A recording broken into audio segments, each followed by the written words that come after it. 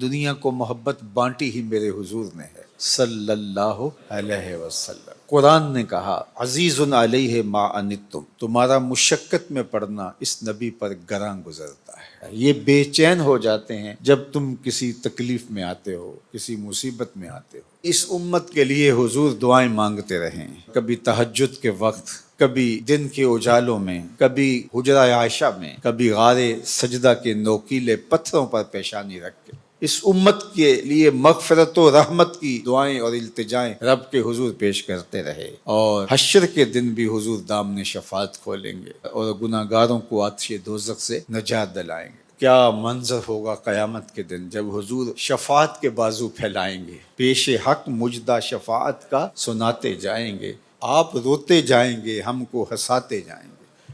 وسعتیں دی ہیں خدا نے دامن محبوب کو، جرم کھلتے جائیں گے اور وہ چھپاتے جائیں گے۔